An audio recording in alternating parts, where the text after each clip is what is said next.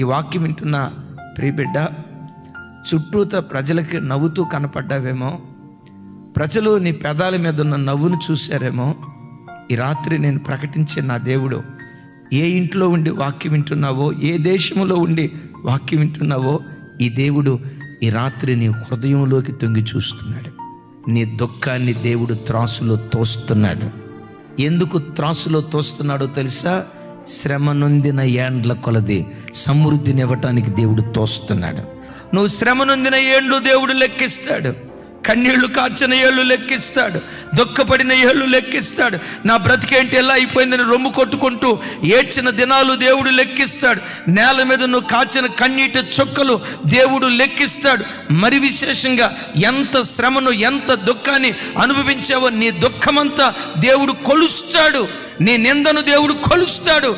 ఎందుకో తెలుసా? నిందకు ప్రతిగా రెట్టింపు ఘనత ఇవ్వటానికి. రెట్టింపు ఘనత ఇవ్వాలంటే ముందు నువ్వు ఎంత నింద పొందావో దేవుడు కొలవాలి కదా.